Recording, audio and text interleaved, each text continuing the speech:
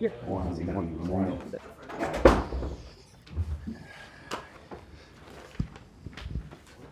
Morning.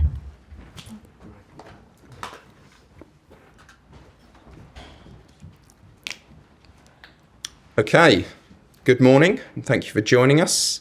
We will take the usual format today, beginning with a broadcast section and Sky Sports News. So, Gail Davis, away you go. Should we do a bit of an injury roll call after a couple of weeks away? Can you just give us the latest, particularly on Cole Palmer? You said you hoped he might be available after the international break. That was when we originally spoke to you. Is he, and if not, when might he be? I was wrong. Unfortunately, he needs to be out probably 6 more weeks. So, this is the update. When I spoke to you a few weeks ago, you said he wouldn't require any sort of surgery. Is that still the case? Yes, absolutely. We try just to protect Cole as much as we can. And the most important thing is that when he comes back, he's fully fit. And are you confident that that extra period of rest, that you've got to the bottom of what the problem is? Because obviously you don't want to be here in 6 weeks' time saying that you're wrong again. Are you confident that will do the trick this time? Yeah, but unfortunately the medical staff, they are no magician. You never know that. Probably you need 6 weeks. We hope that 6 weeks they are enough. But it's a problem that we need to see step by step, week after week. But for sure, he's going to be okay. And how is he? Because he must be hugely frustrated. You know, so he wants a big season in Chelsea. He wants to go to a World Cup. No, he looks very good. To be honest, he looks relaxed. He's trying to recover from the injury. He's doing all the therapy that he needs to do. So he looks good. And who else is out? Who else is in? There's a few missed, obviously, internationals. There's a few you hope to have back this week. Yeah, we have Levi, Liam, that they are still out. Unfortunately, Benoit will be out until December, injury again, and a muscle problem.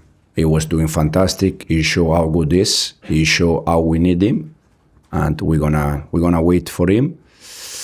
And then we have Moi, Enzo, Pedro that they didn't take part of the session yesterday, and we see if they can train today. Otherwise, they're gonna be out for tomorrow.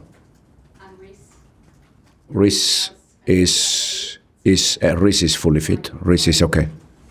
Wow. Okay. Let's take you back. It may feel a little bit of a long time ago.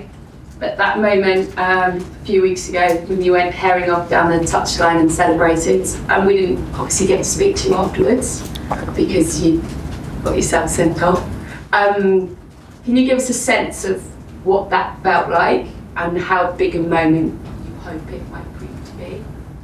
It was a big moment for many reasons. The first reason is because since I joined the club, we never won a game at home in the last minute. So that was one of the reasons why. The other reason is because we were playing against, in this moment, the champion of England. They won the last Premier League. So it was an important moment for sure.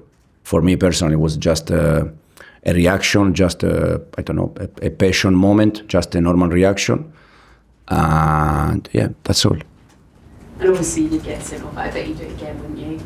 For that moment, for reliving that moment. It was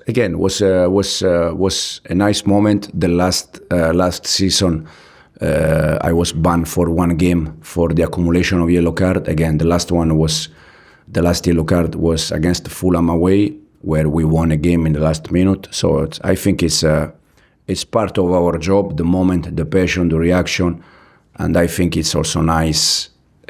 For everyone, for the fans, for the stadium, so it's just a reaction. Thanks, Gail. Soraya? Morning. Last season, do you remember when people were talking about substitutes? They were saying sometimes you make them too late, and you said you only talk about that if we lose. If we win, no one talks about the times of your subs.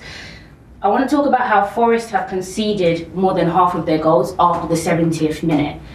Do stats like that, when you come up against a team you've had a lot of time to prep as well and you like to watch, come into your consideration when you're thinking about your game plan? And how far ahead do you think about substitutes, or is that always really in game?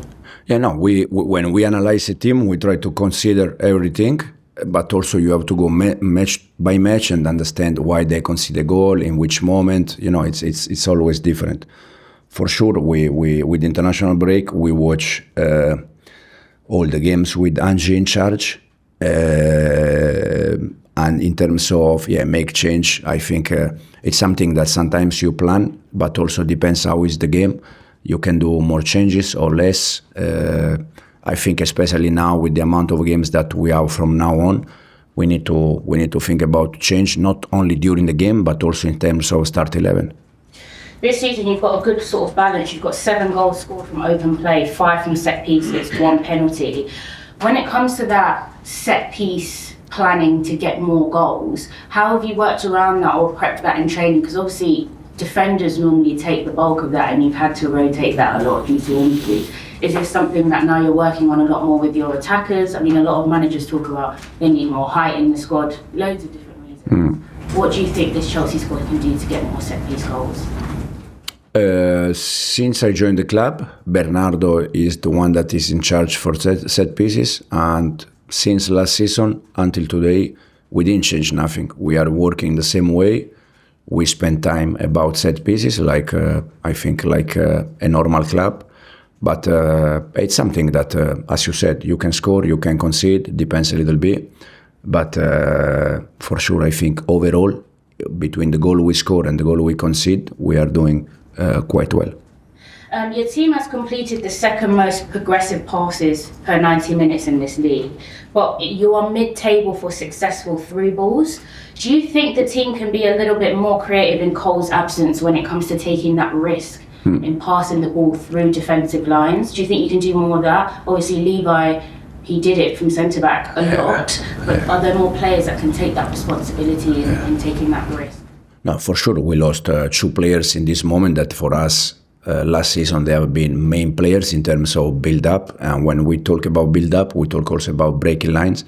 Levi, for us, was the main one from behind. Cole was the main one in the middle of the pitch. But I think we are trying to find different solutions with the players that we are, in this moment, we have available.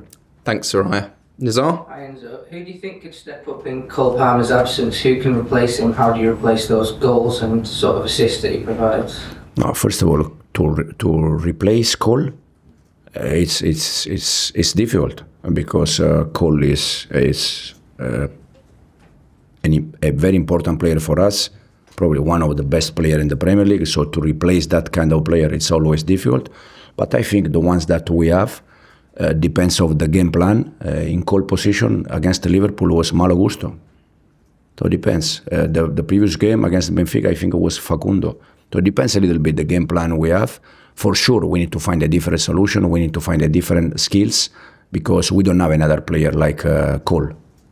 Because Cole is unique. That. Could I ask you a little bit about sort of the international break? Was it kind of a positive period apart from the Cole situation, you know, getting players rested and things like that? Because against Liverpool, it felt like you kind of put everyone on the pitch and it was like a very tired squad. Was it a good period for 2 weeks or is it negative because you have some players? No, it's a good one because Tosin is back, because Fofana is back. Andrei Santos is back, but at the same time we have unfortunately Enzo out, Moi out, Pedro out, so it's a little bit balanced. But again, we're gonna try our best to find the right solution for the next games. Okay, if there's no more questions, we'll end that section there. Cameras off, please.